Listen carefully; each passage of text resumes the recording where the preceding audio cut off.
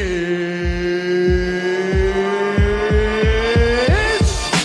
time!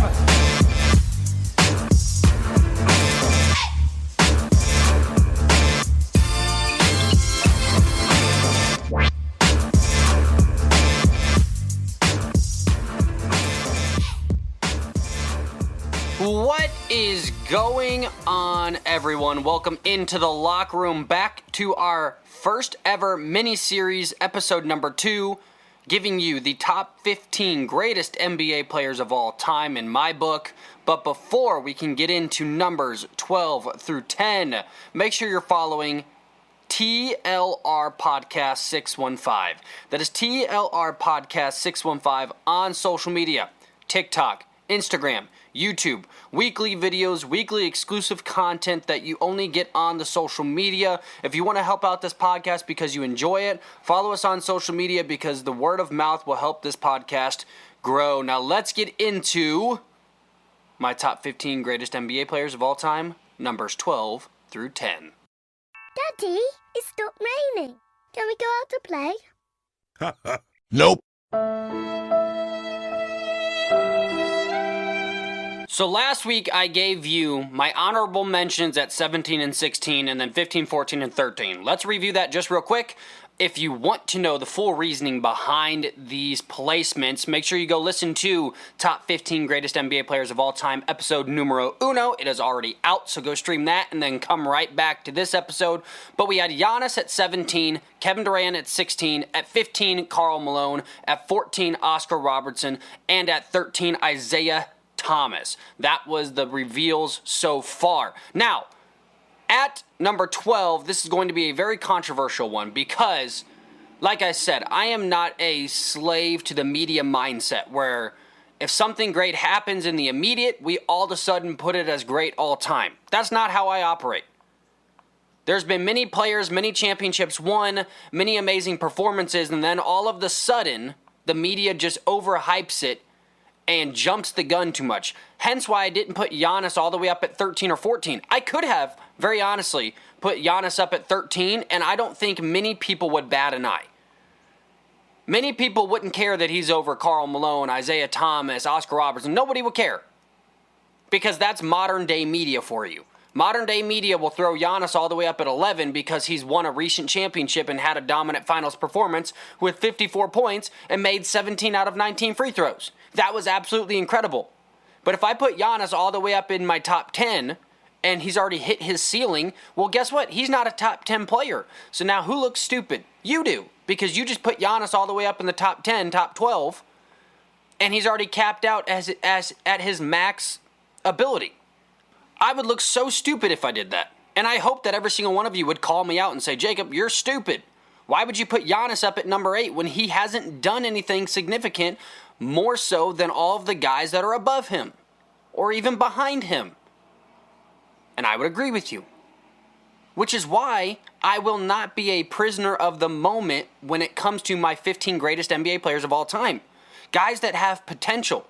Guys that can move up the ladder. Giannis, Kevin Durant, Steph Curry, guys that can still go forward, will have time on their side because at the end of their careers, they're probably going to be in different placements.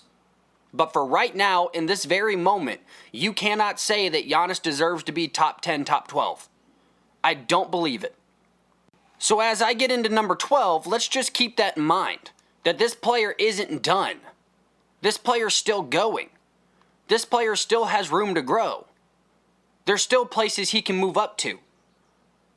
So I'm not going to go ahead and launch him into my top 10 just because of recent success. She said she was 12. So at 12, if you haven't already guessed it, I have one Stephen Curry. He's a 4-time NBA champion, a 2-time MVP winner, 1-time Finals MVP winner, 4-time All-NBA first team selection, 7-time All-Star selection. He's 69th in assists, 70th in scoring, 75th in steals. He's the number 1 3-point shooter of all time.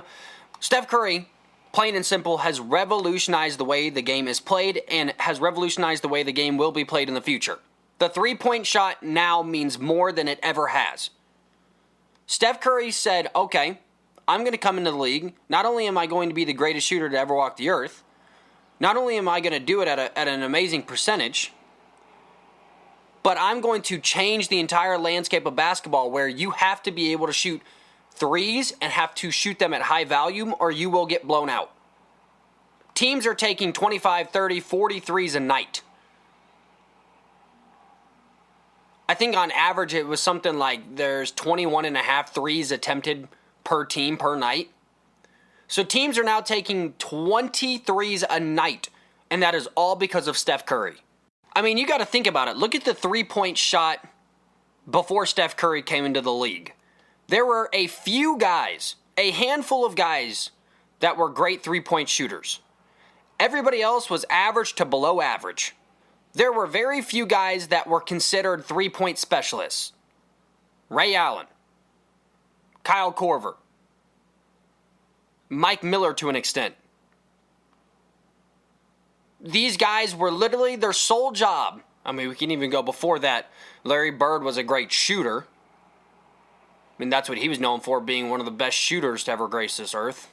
That was before all these young guys started coming in and shooting became the name of the game. Not layups, not driving, not mid-range.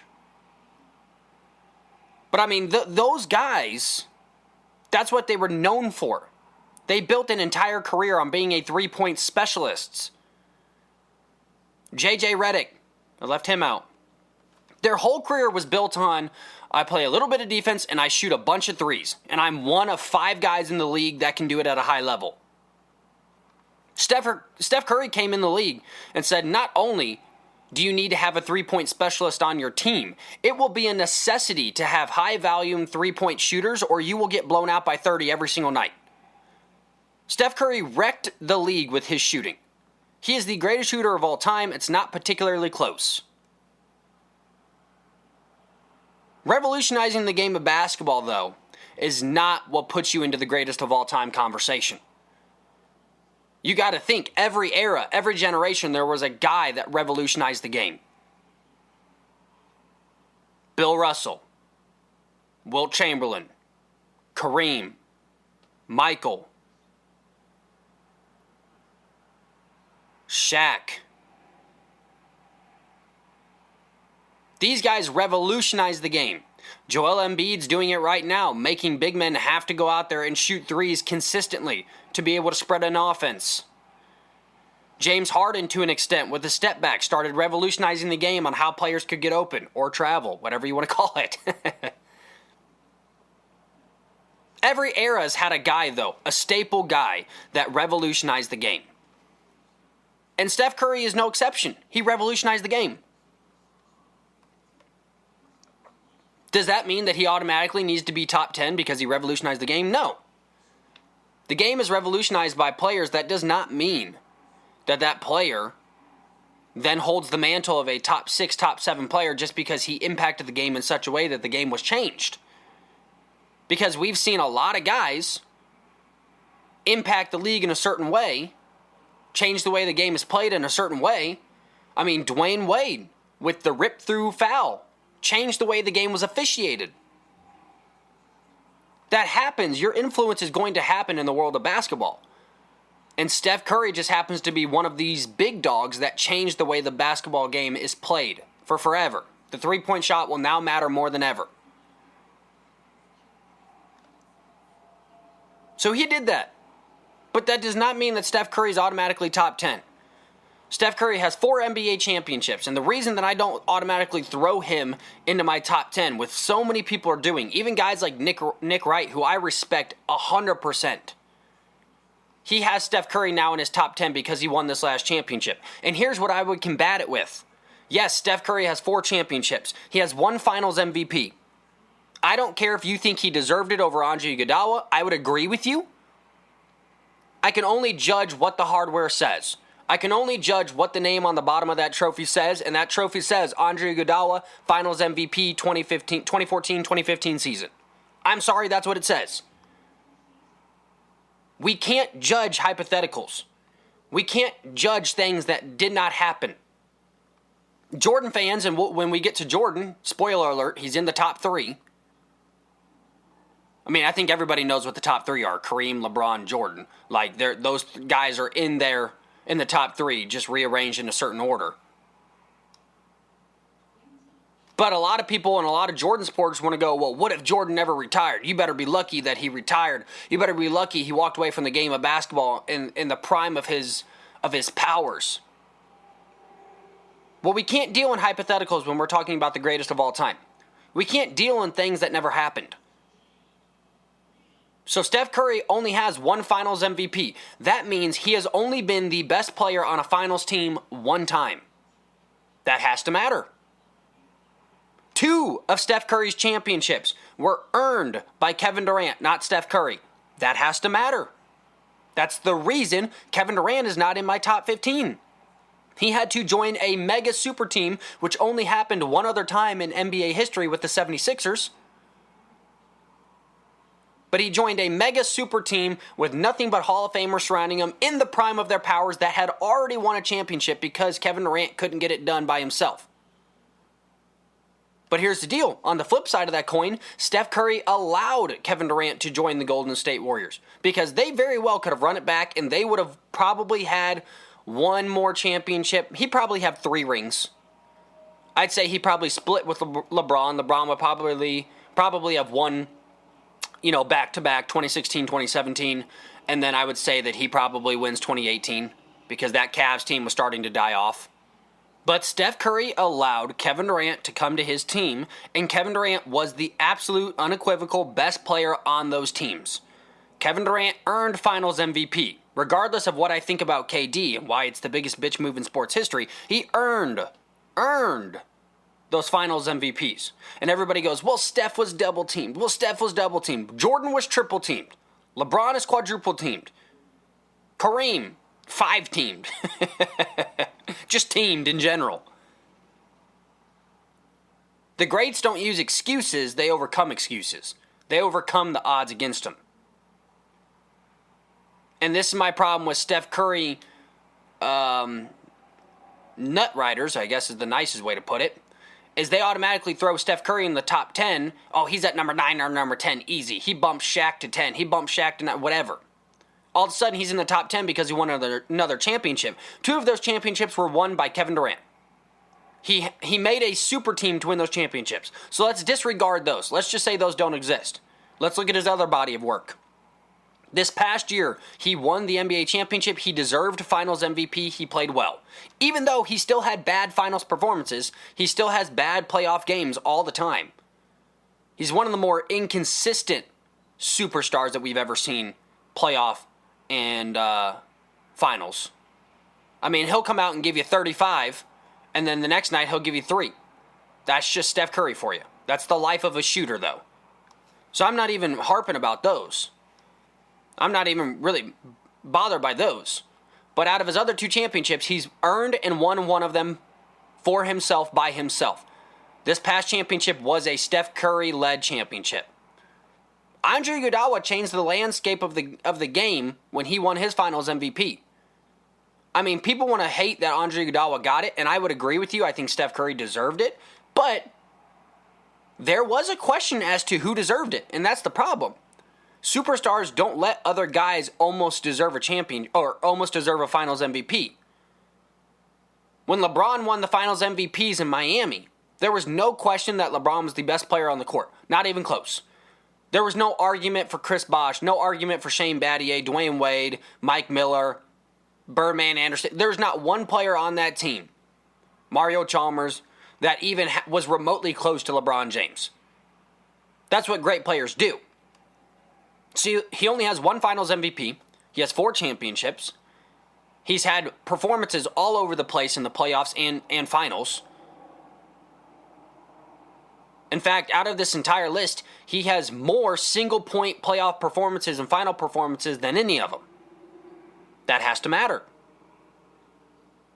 But like I said, Steph Curry's story is not done. If Steph Curry goes out there and wins another championship, if he doesn't get Kevin Durant and these Golden State Warriors run it back, and it's Steph Curry literally dragging a terrible Draymond Green and dragging an injured Klay Thompson, and it's just the duo of Andrew Wiggins and Steph Curry, and he gets to another finals, or he gets to another finals and wins it, or wins another league MVP, or wins another finals plus a finals MVP, now we're talking. Now we're talking about Steph Curry being top 8. Not just top 10, top 8. He jumps from 12 to 8. He hops Hakeem Olajuwon and some others. So for right now, I can't put Steph Curry any higher than 12. I think it's foolish for the people that do it. I think it's foolish that they just go ahead and assume that just because you have some rings means that you deserve to be higher up. Because I think circumstances matter, and that is why this list I put so much thought and time into. Because every single one of these players, the higher you get, the more it's going to come down to circumstantial evidence, circumstantial circumstances. I don't even think that made sense, but it's fine. It's going to come down to the circumstances of how these championships were won, how they were lost, how you won the finals MVP, didn't. These things are going to matter. So that is number 12, Steph Curry. Hello, 11. I know I went a little long-winded on Steph Curry, but I felt like I needed to explain why he was where he was, because I think that's going to be one of the more controversial placements on this list, and I wanted you all to know that I have a very strong reason as to why he is where he is. But this guy, I don't have to explain anything. In fact, this guy could be much higher. He's one of the most disrespected NBA players of all time, one of the most disrespected athletes of all time.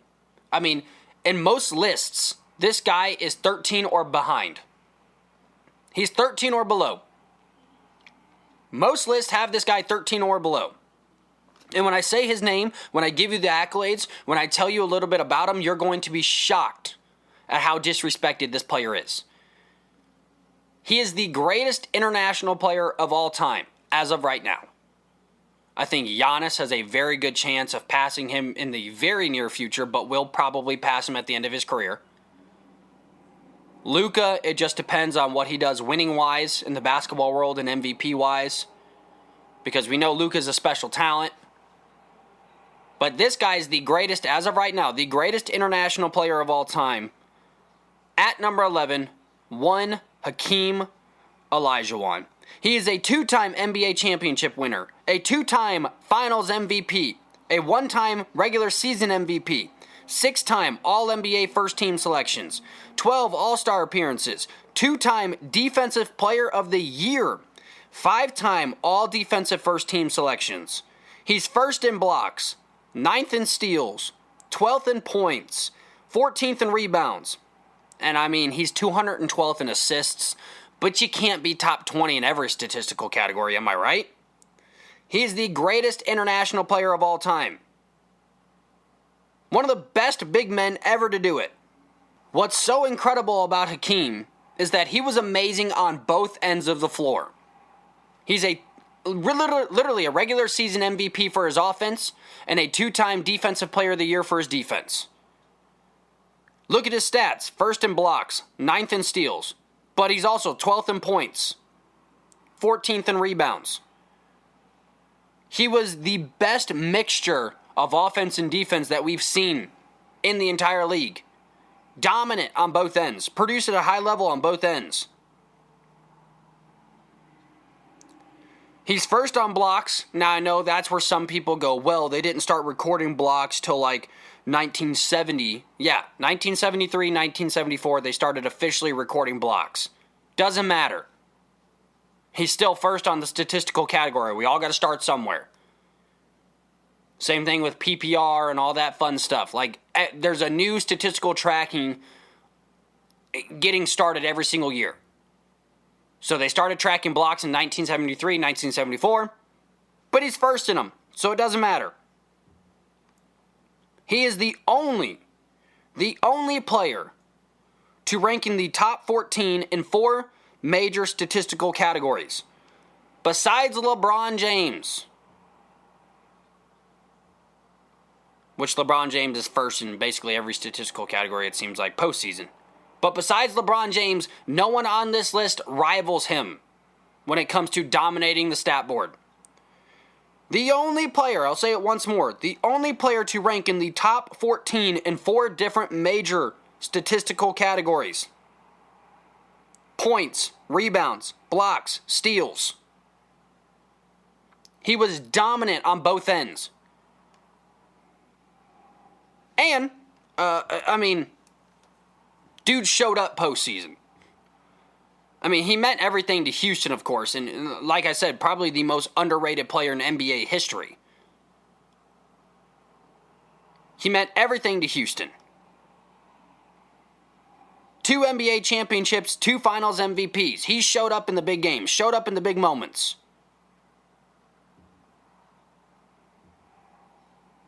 What I think is so remarkable about his body of work is the fact that he has a regular season MVP, mainly for offense, and then turns right back around and has 2 Defensive Player of the Year awards. You just don't see that anymore. There's probably 1 or 2 guys that could do that in the NBA right now. Giannis, Joel Embiid. I'd say KD, but KD's not dedicated to the defensive end like those guys are. So there's probably 2 guys in my mind that could do what Hakeem Olajuwon did. Giannis will probably end up passing him as the greatest international player of all time. But at the end of the day, right now, as we speak, Hakeem Olajuwon is the most disrespected player in the NBA. And he is the greatest international player of the NBA's history.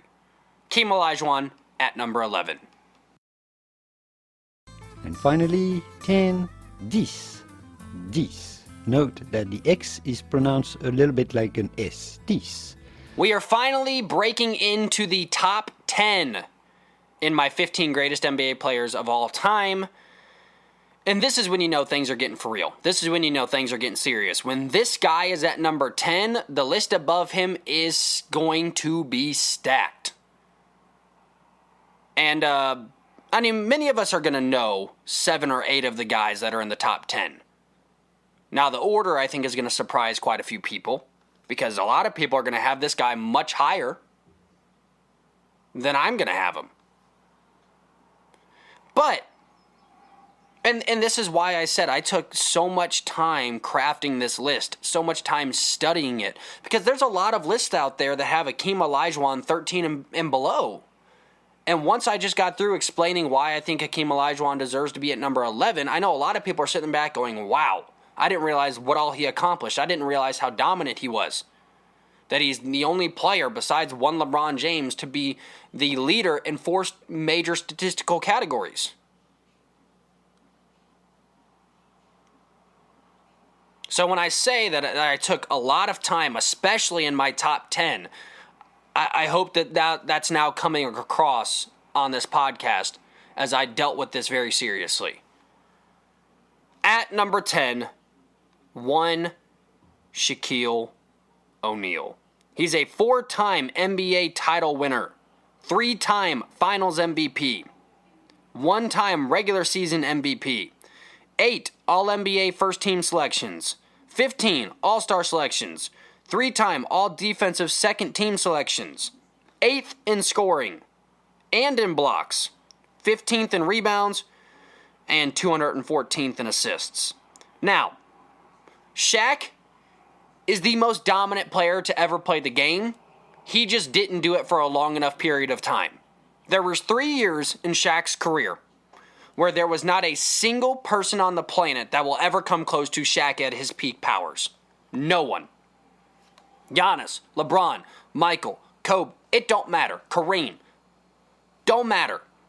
Shaquille O'Neal at his peak powers, at the prime of his prime, is the most dominant athlete to ever grace this earth. If you said you have one guy in all of NBA history at the prime and peak of their powers, you need that one guy. Who you choosing? I'm choosing Shaq every time, because there was a 3-year stint where he was the most unstoppable force in human history. Offensively, defensively, untouchable. Untouchable. Now, I think a lot of Shaq's problems, and the reason he isn't a lot higher on a lot of people's lists, is his career wasn't as long as a lot of people would have liked it to have been. It's the same thing that a lot of people say with the Isaiah Thomases of the world. Like, their dominant reign wasn't as long as we would want. And selfishly, I have to agree with that. I would have loved to have seen a Shaq dominate 8, 9, 10 years in the NBA. That just simply wasn't the case. He was dominant, don't get me wrong, the most dominant physical specimen that has ever graced the basketball court. But there was 3 specific years where at the peak of his powers, there was no one that could even come within name the metric. Could come within an inch, a centimeter, a decimeter. There was no one that could come within 7,000 miles of what Shaq could do at the prime of his powers. The most dominant physical specimen in the NBA. He was a freak. You want to talk about the Greek freak? He likes to call himself Black Superman, and I'm not sure that he's not lying. Or that he's not telling the truth, I mean. Because that man is not lying.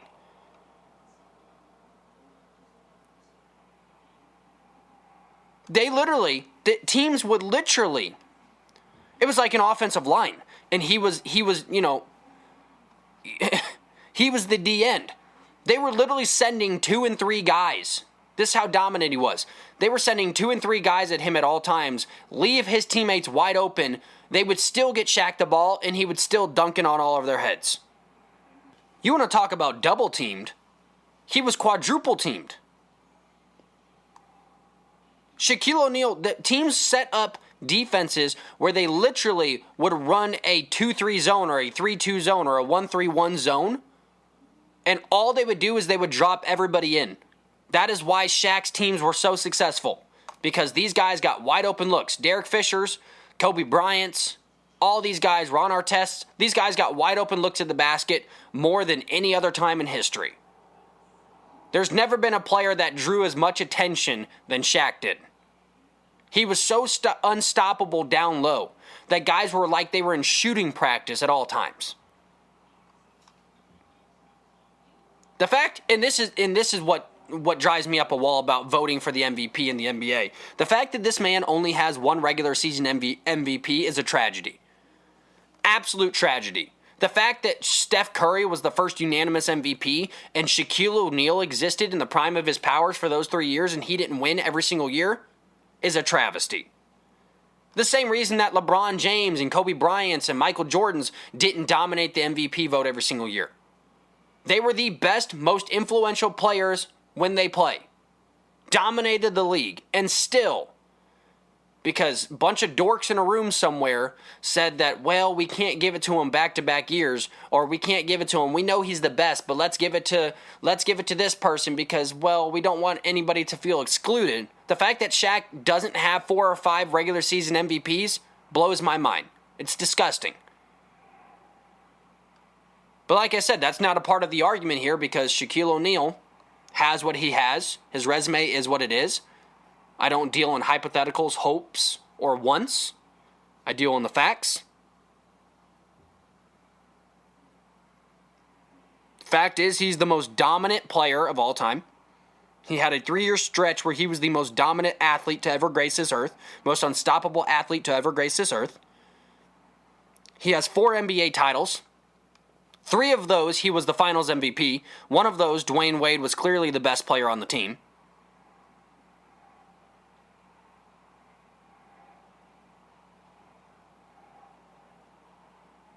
And if he had a much longer career and dominated a little bit longer, or had a much higher impact a little bit longer, I think Shaquille O'Neal would be top 8, top 6, probably even top 5 with the amount of championships that he has. You don't change the amount of championships that he has. If he could have just extended his reign a little bit, Shaquille O'Neal's in the top 8 without a question, and he's arguing right now for top 5. But his dominance didn't last as long as everybody would like it to, and as long as some of the guys above him did. And I think the people that complain about, well, this is just longevity stats, this is just longevity, blah, blah, blah, blah, blah. Longevity matters because if you're still doing it at a high level at 46 years old, I mean, I just threw out a number. Let's just say at 37, 38 years old, like LeBron is, if you're still doing it at a high level and a high efficiency, You don't get punished because you've taken care of your body and because you're able to perform at a high level. No one punishes Tom Brady for how dominant he can still be at this age. So why would we do it with athletes in the NBA? You don't. His reign needed to be extended. I would have liked to have seen a lot more defensive awards from Shaq. I think Shaq was an underrated defender because he was a decent defender, but I don't think he dedicated as much time as I would have liked him to on the defensive end. Because if you throw in there a couple first team, all defensive, maybe a couple defensive players of the year, he extends his reign to maybe another 3 or 4 years of being dominant and owning the league. We're having a very different conversation. But for all those reasons, for how incredible Shaq was and for the small things that he lacked, and that's how detailed this list gets going forward, is it comes down to some of the small things. You look at Shaq's resume, you look at his dominant stretch where he dominated the playoffs, won championships repeatedly, you would say, wow, that's a guy that deserves to be in the top 5. But it does come down to he only has 2 second-team defensive selections. That's a big difference than 2 first-team defensive selections, than having a Defensive Player of the Year award. Those are the small details that matter. Nonetheless, Shaq is one of the most incredible players that I got to witness, at least the end of his career, got to watch a little bit. I was too young to really appreciate the Laker days, but I got to see him in Miami, got to see him play with LeBron James. Like, Shaq, I love this. Also, he's the greatest NBA commentator, him and Chuck. That's the greatest duo. Inside the NBA is the greatest analyst team besides College Game Day out there. Mark my words. I mean, the NFL is its own animal. It seems like they have nothing but banger after banger when it comes to sports analysts. But as far as major sports go, inside the NBA with Shaq and Chuck, College Game Day, and the NFL, like those 3 things right there absolutely dominate the space. He's one of the best entertainers, one of the best nickname givers, one of the best NBA players to ever grace this earth. At number 10, one Shaquille O'Neal. Well, there it is. Numbers 12 through 10 are in the books. Tune in next Tuesday when we dive in to numbers 9 through 7. Yes, we are getting close to the end. It is getting scary. It's getting crazy. The list is going to get intense. Please, please, please follow TLR Podcast 615 on social media. Send in your top 15 greatest NBA players of all time. I want to post it on my social media. I want to interact with you. I want to know your thoughts. If you like this podcast, share it with a friend. Leave a comment below. Give it a thumbs up on YouTube. Like and subscribe to the page. Go to Instagram. Go back and like a bunch of posts. Go to TikTok. Comment. Anything you can to help support this podcast would be much, much appreciated. Once again, everybody, I'm Jacob Courtwright, and this is The Locker Room.